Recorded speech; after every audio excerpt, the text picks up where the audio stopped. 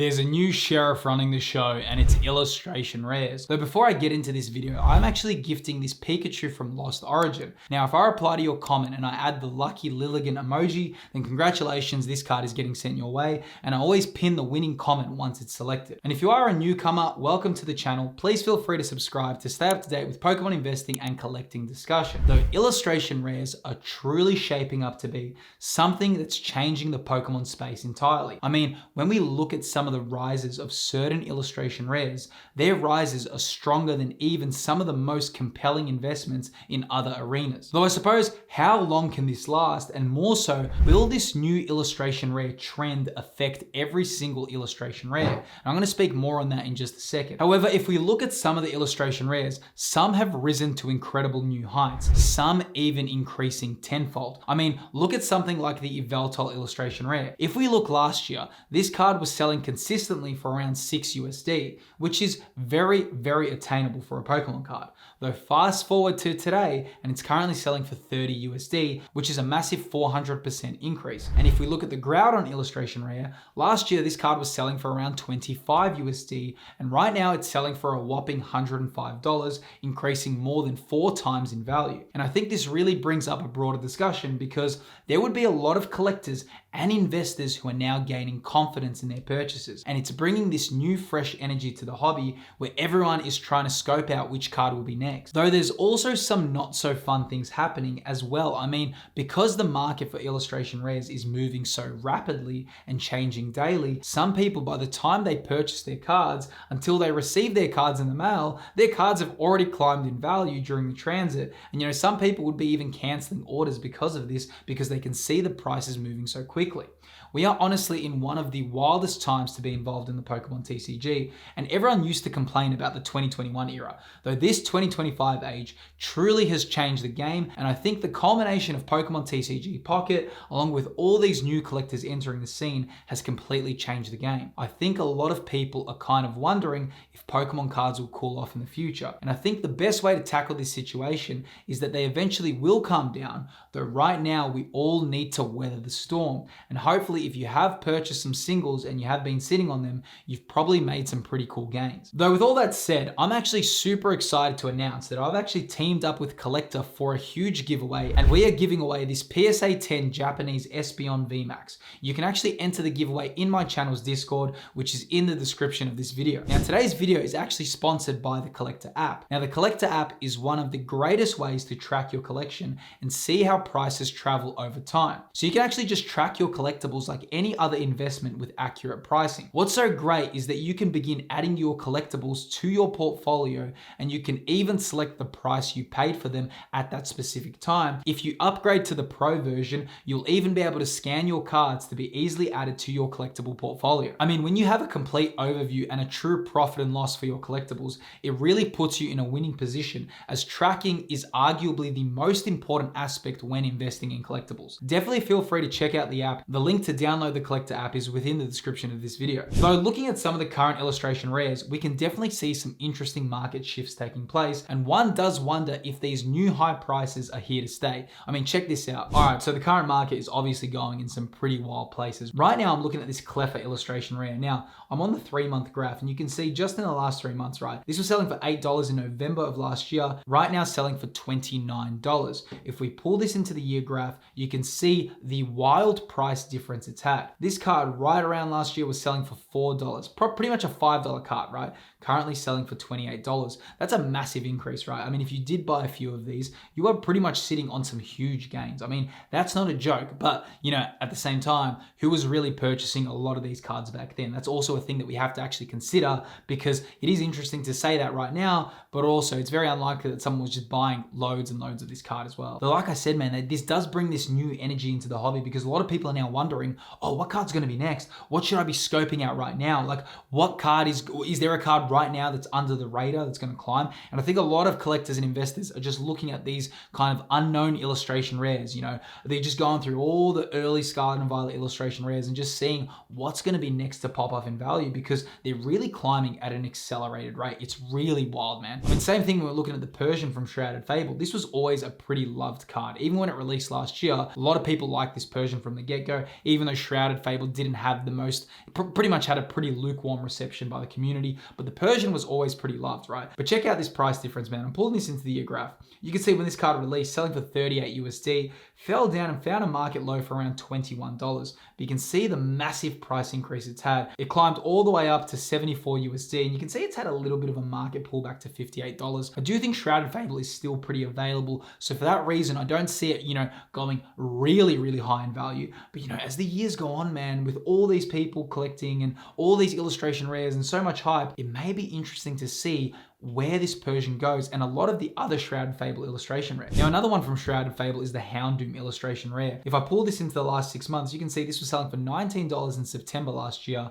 Then it found a market high of 50 USD. Now it's kind of fallen down to 44 USD. Not a big fall, $6 drop, but still, man, I think Shrouded Fable, a lot of these cards are just being overlooked because Shrouded Fable had that lukewarm reception. So a lot of people prefer Paldea Evolved, Scarlet and Violet Base, Paradox Rift. They're all getting the attention right now. But I do think some of these cards are something to really look because there's a lot to be desired about Shrouded Fable illustration rares. Sure, I will agree that the special illustration rares are not that high quality. Okay, we could have probably got some more quality with those, but the illustration rares are awesome, man. The Monkey Dory is amazing. Okidogi is really good. This Houndoom's awesome. The Dusclops line is really cool. So Shrouded Fable does have great illustration rares, and I do think because of that, with this illustration rare boom, don't be surprised if you see Shrouded Fable climb in value because the illustration rares in that set are really high quality. It was the SIRs that people were disappointed in. Now, moving on to another interesting one is the Houndour from Obsidian Flames, which is the pre-evolution of Houndoom, the card that I just showed you. But you can see the year graph here. Look at this, man. This was a $2 card,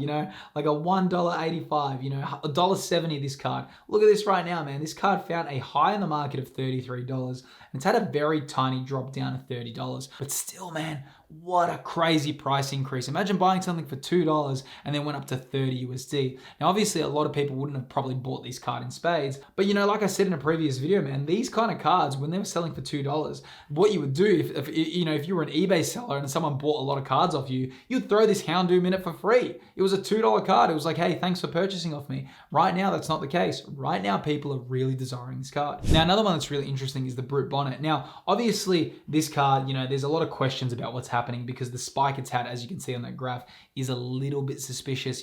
It's probably climbed a little bit too quick, too soon. It kind of just, climbed up so crazily in just a few days, right? But you can see this card in January of this year was selling for $7. Right now selling for 36 USD. If we pull this into the 1 month graph, you can see right there just how quick of a spike it's had. But you can see just at the end of that graph that the market's calmed down at that $36 range. We'll be interested to see if a lot of these illustration rares do drop in value, but it's anyone's guess, right? Now, another one is the Maril right now. This card's really interesting because the PSA 10 of this card is selling for around 400 USD, which is pretty much a 10 times increase of what it's currently selling for. You can see right now this one's selling for $36, but if you do get a PSA 10 of this card, it does sell for 10 times that amount. But if we pull this into the year graph, you can see this Maril also has had a massive price increase. That's what I mean, man. These illustration rares are not joking, dude. Like, they are really climbing heavily in value. You can see at the start of last year, this was selling for around $7. Right now, $37. It just had this really big price increase in a very quick amount of time. So, it's anyone's guess where it's going to end up. Now, even though they're not illustration rares, some of the Sword and Shield cards are also climbing in value because they almost feel like illustration rares, especially Crown Zenith right at the end of the Sword and Shield era. But you can see in the last year, check how this card's climbed, the Deoxys VMAX, right? This card was selling for around $9, $10 card last year. And then it kind of spiked all the way up to 44 USD and kind of went down to $39 at the moment. I do think this Deoxys VMAX makes a bit more sense than some of the other cards, to be honest, because, Crown Zenith is climbing so much in value and the artwork is really awesome. And obviously it's a Deoxys, which is, one of the greatest legendaries of Generation 3. So much fan demand. So it's interesting that Brute Bonnet is kind of getting that price point of a Deoxys, but, it's anyone's guess what's happening right now. Same thing with the Mew from Crown Zenith as well. You can see this one was selling for $7, in November of last year. Right now selling for $20. Pretty big price increase. And I think a lot of people are just looking at some of these cards and kind of just buying them haphazardly as well. But, Crown Zenith does make a little bit more sense than what's happening with some of these other cards. But then again, it's anyone's guess where the market is going to take a turn, right? Same thing when we look at the Zacian V, right? This card's also been climbing in the last 3 months. In December was selling for 10 USD. Right now selling for $16. If we pull this into the year graph, you can see the price increase this has had has gone up and down. down. But you know, when I'm looking at these as well, it kind of feels that these are a little bit more undervalued than some of the other cards, because Crown Zenith, you know, the Galarian Gallery has some of the best artworks of the Sword and Shield era, and they haven't really caught this illustration rare wind as much as, you know, some of these early Scarlet and Violet sets. So I am interested to see where Crown Zenith singles go as well. But then again, the Moltres Promo, another Shinji Kanda artwork, you can see again, you know, this was $1.50, $1.60, $2 in December. This one's now selling for $13. Now, pretty cool promo as well, but you can see the price of it has definitely increased. And I do think a lot of people are going to be looking at some of these cards. And like I said, man, collectors and investors are now just looking at all these undervalued cards. And people would be loading up on these, man, buying binders and binders worth of these cards because they're hoping that something like this can happen, right? Same thing when we look at the Yveltal from Paradox Rift. You can see $13 in November, right now selling for $28. Funniest part about this card is if you look last year, this was selling for $5.50. So you can really see the market is moving in pretty high prices at the moment. Now, some other illustration rares that I don't feel have actually gotten to their price point where they can get to, especially when you look at other ones. This Infernape, right, from Twilight Masquerade.